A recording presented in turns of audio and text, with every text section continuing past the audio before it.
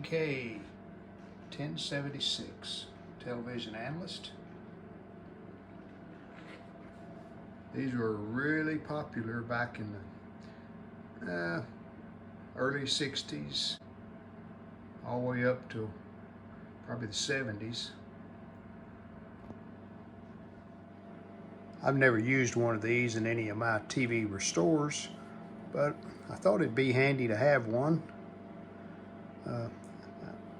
Not just for the video pattern, because I have a VG91 Syncor right over there, and of course it's much better resolution than this is going to give us on patterns.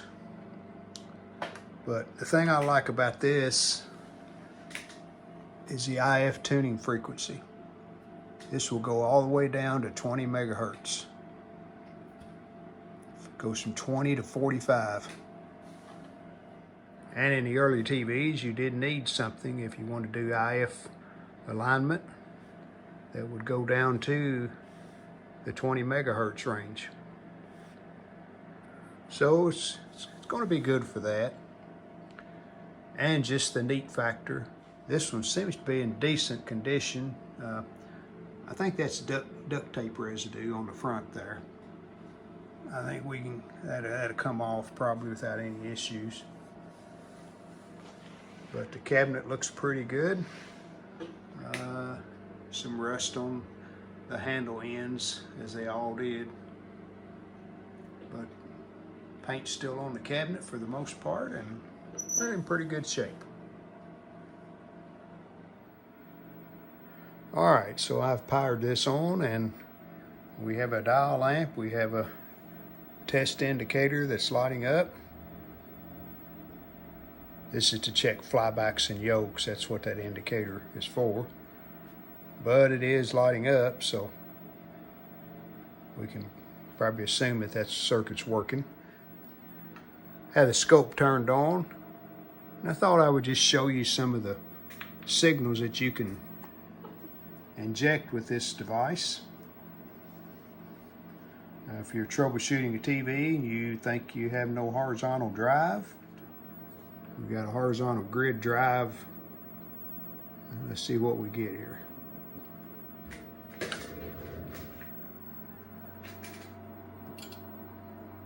And there we go. We have a horizontal drive signal. Frequency 15.75 kilohertz, so that's working. Then we have a vertical grid drive. If you have no vertical, you can inject a drive signal. And we have a vertical signal and 60 hertz. Some of the other outputs here, we have a couple of audios. This is a 475 hertz is what the scope says. And then we have a 4.5 megahertz. Let's see what that says. Yep, 4.46. So I think everything seems to be working on these jacks.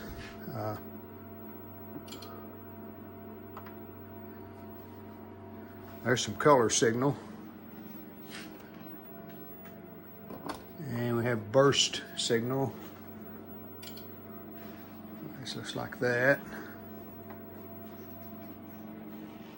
And finally a video signal.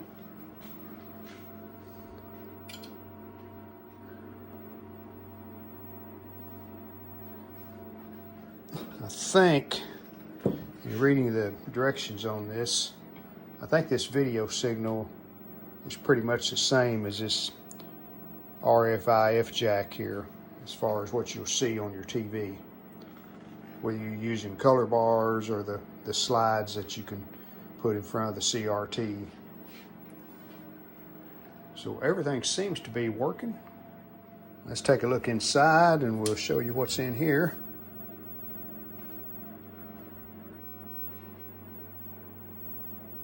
A little dirty, but this is pretty much just a Same as having a TV transmitter, like a station would use. And there's our test pattern on the front of the CRT. And the way this works to produce a pattern that you can output with RF, IF, it's a photo multiplier tube. It actually picks up the image from the front of the CRT and processes it, shoots it out this jack here. You have RF or IF, depending on what you select. And you also have video right here on this jack. I think these were, this particular model, I think was made and started being made in 1959 or 60. I think I'm correct in that. And they made them for several years. They had a 1077 model, which is pretty much the same, but it did have some solid state circuitry in it. Just not much, but a little. I think the basic deflection circuits were the same.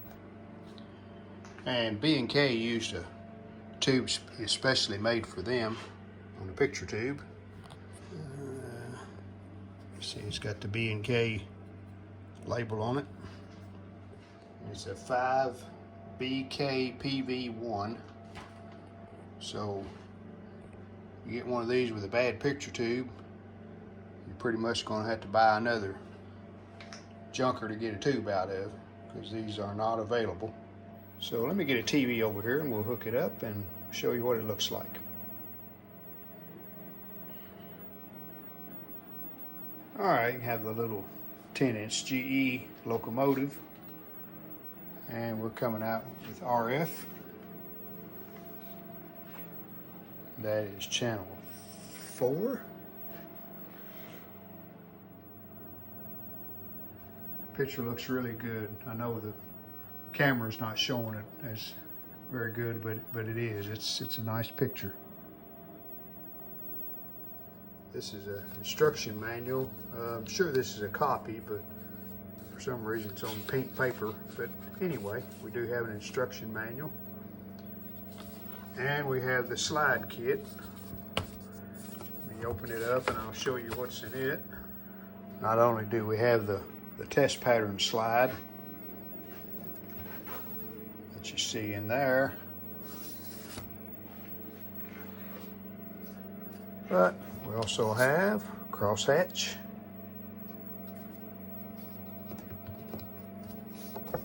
This is dots.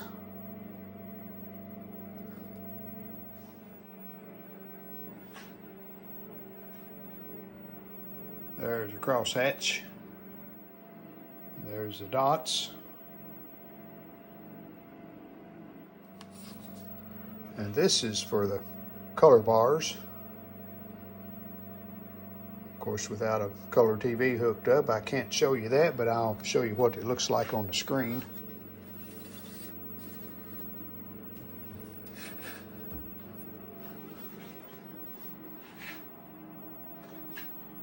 And then when you turn this color control on, those should be in the correct color.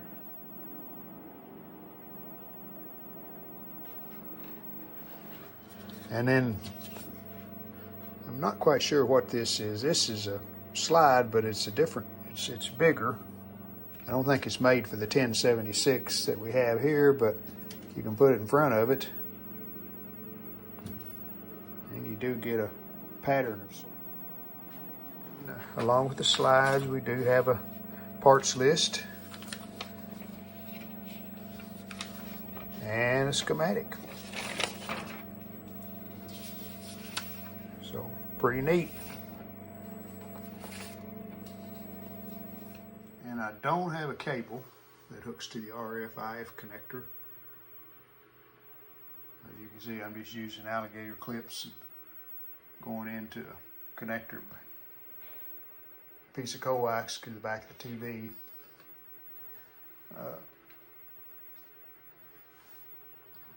I'm thinking I can change that to a more readily available connector.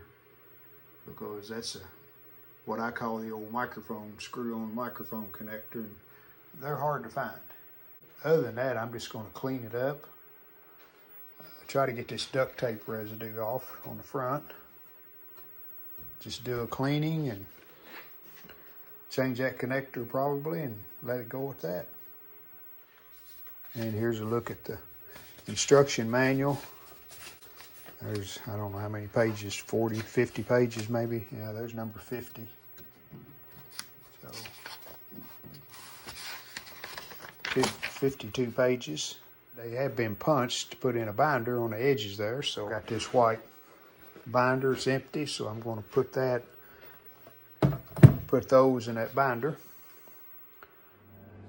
Here's the RFIF output connector. Use that old style switchcraft screw-on type plug. So my plan is just to take this loose, remove it, and I have this jack out of an old scope. I want to mount it, and it has a connection where you can just put a wire in there and tighten it down like that. And there's a connection on the back. Okay, just unsoldered the wire going to the center of that old connector. And let's see if we can get it out. And there's the old connector. See, it still even says Switchcraft Incorporated. Hooked up. The jack mounted in the front.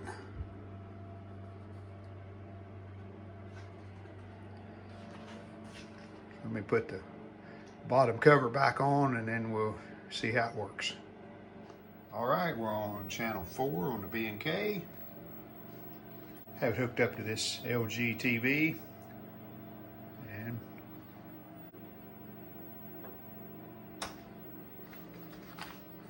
let's go to channel 3. This video level control does affect the picture quite a bit.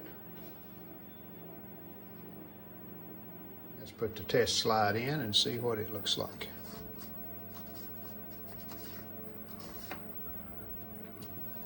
And we've got to turn the color off.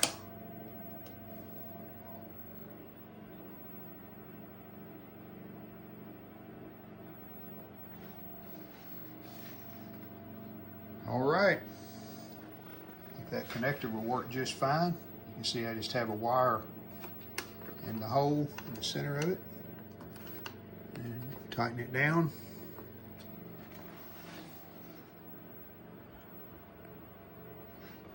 So next I'm going to clean the front of this, see if I can get this glue off the front. Because I don't want to take a chance on damaging the paint, I'm just using alcohol.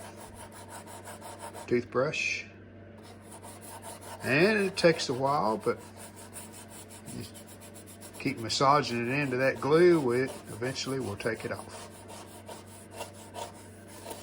Well, we got most of that glue residue off. Cleaned the front up a little bit more, and while I had the bottom off changing that connector, I cleaned the controls and switches. So that's the B&K 1076. See you next time. Well, we hope you enjoyed the video. And if you did, how about giving us a like and subscribing to our channel? Thanks.